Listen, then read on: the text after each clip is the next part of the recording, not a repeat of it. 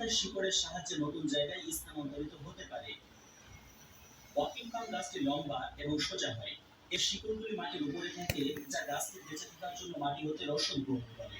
যখন গাছটির শিকড়গুলো বাধার সম্মুখীন হয় বা পর্যাপ্ত পুষ্টি পায় না, তখন এটিতে নতুন শিকড় গজায় এবং পুরনো শিকড়গুলি মরে যায়। এইভাবে গাছটি ধীরে ধীরে এক স্থান থেকে অন্য স্থানে চলে যায়। বিষয়টিকে দেখে মনে হয় যেন গাছটি হেঁটে বেড়াচ্ছে। এই জঙ্গলে 25 লক্ষ প্রজাতির কীটপতঙ্গ, 1294 প্রজাতির পাখি, 378 প্রজাতির সরীসৃপ, 428 প্রজাতির উভচর, 2200 প্রজাতির মাছ এবং 427 প্রজাতির হাজার অজানা বন্যজীব বসবাস করে। আমাজন বন গাছ দিয়ে এতটাই ঘন যে দিনের বেলাতেও সূর্যের আলো সামান্য পরিমাণ মাটিতে পৌঁছাতে পারে। তাই এই বনের অনেক জায়গাতে রাতে তো বটেই, দিনের বেলাতেও থাকে অন্ধকার।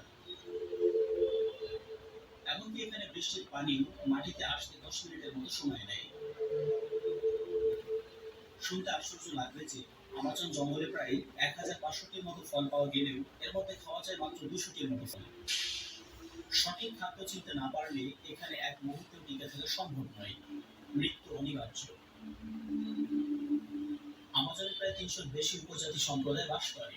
মোট ক্ষুদ্র নৃগোষ্ঠীর সংখ্যা 10 লাখেরও বেশি। তারা বেশিরভাগই ব্রাজিলিয়ান। এরা পর্তুগিজ, স্পেনের পাশাপাশি অন্য ভাষায় কথা বলে। এরাও নিজস্ব ভাষা রয়েছে, যা তারা ছাড়া এই পৃথিবীর বুকে আর কেউই বোঝে না।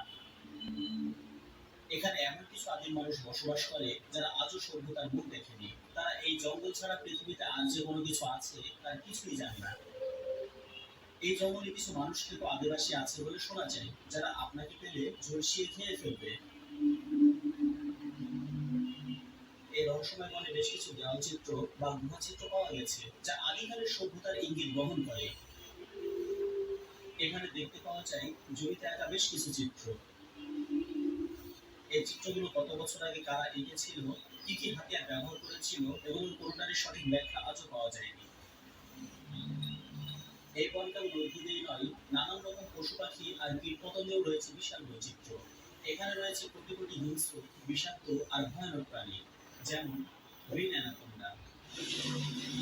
গ্রিন অ্যানাকোন্ডা পৃথিবীর সবচেয়ে বড় ও ভারী সাপ। এরা প্রায় 30 ফুট পর্যন্ত লম্বা হতে পারে এবং এদের ওজন 250 কেজিরও বেশি হতে পারে।